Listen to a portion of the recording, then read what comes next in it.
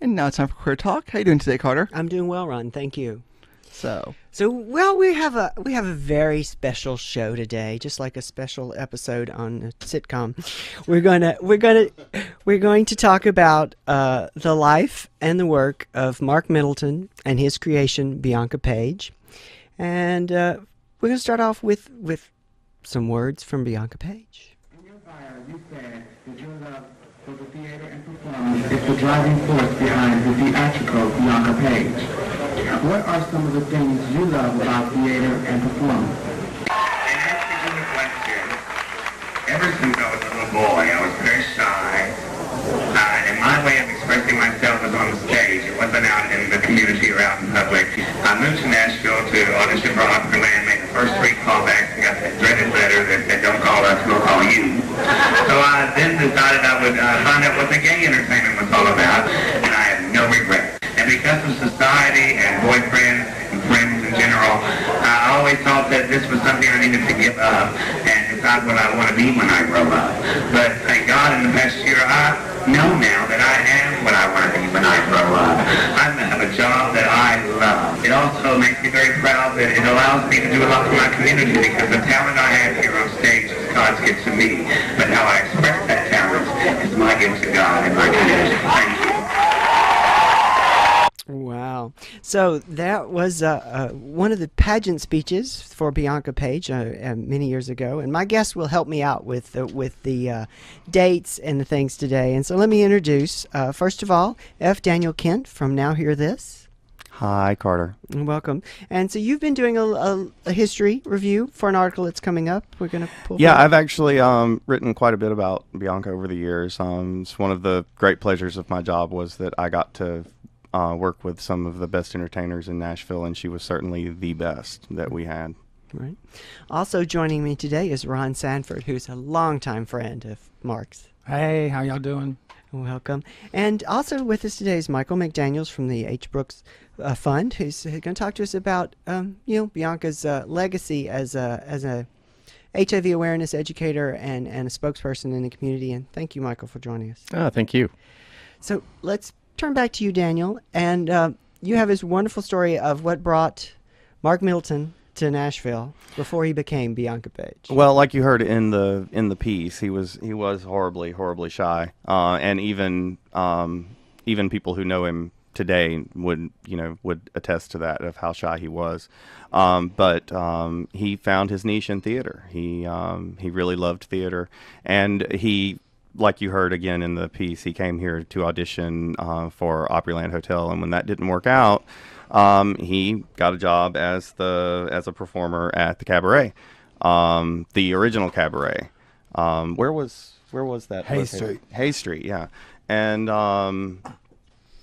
then it was Rita Ross who saw him performing as a Prince impersonator, which he had won awards for. He did quite a bit of that, and decided that he was going to go on stage as a drag performer. He didn't want to be a drag performer. He never even wanted to be a woman. It just kind of happened, and as we all know, it happened big for him.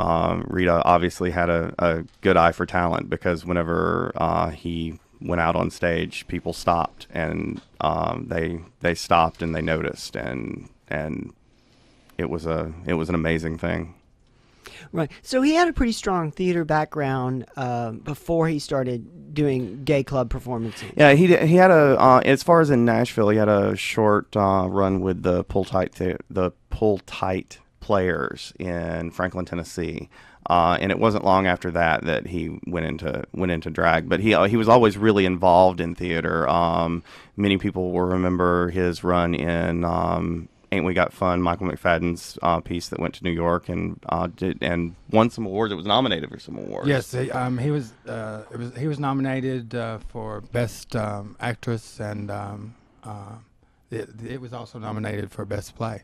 And then of course Torch Song Trilogy, and as the lead role, and sitcom at Play, and there were other things that he was involved in over the years. There was never a time that I can think of anyone ever having asked him to help with something that he ever said no. Right.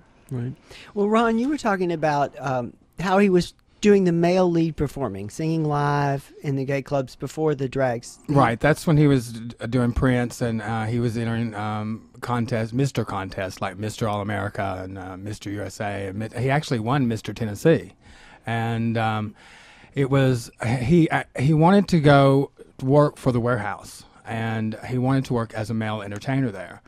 And Dolly Michael Wilson told him, said, "No, you're gonna do drag. You're gonna do drag."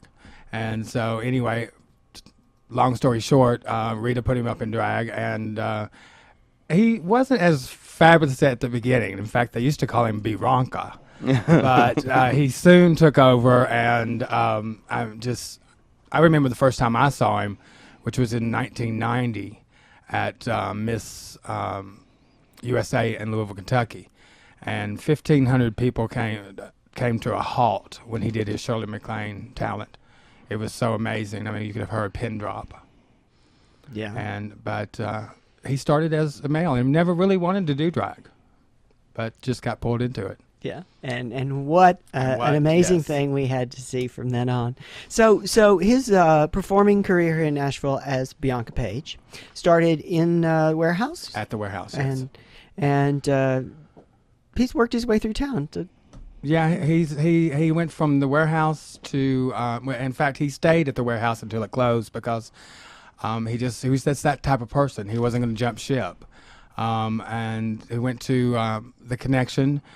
And then to the Shoot the first time because the people at the Connection didn't want him talking about HIV on stage, and he struggled with that at first, but he felt like that he had to, and as a performer, if not him to talk about it, who else would? Right. He felt very adamant about really. He told me that that he felt like he had a responsibility to tell people about the illness, to educate them. That he really felt like, as someone who was affected by it, that he had a responsibility to share his experience and help educate people.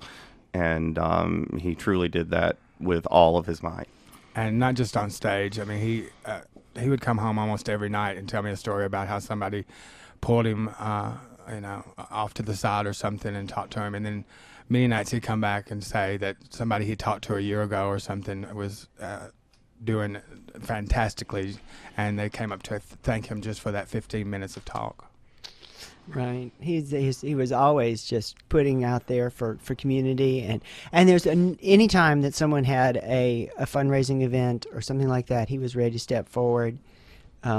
And this what sort of spun into his foundation, the Bianca Paige Awareness Network. Was this desire to really help? What happened was myself, Carmela Roman, and Mark sat down, and there was a time when we felt like that nobody was really doing the awareness anymore. I mean, we didn't see the posters in the bars. The only thing that we basically saw was some condoms on the bar, and so we felt like that the new generation needed to hear that honesty about how bad AIDS and HIV still is.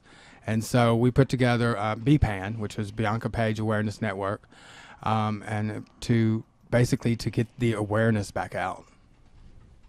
Well, and this brings us to you, Michael, and the legacy of this kind of work that Marc Middleton has done. Well, Marc has really left an incredible legacy in his history and what he did back to this community. And we're very fortunate that Nashville was home for Marc, as far as I'm concerned.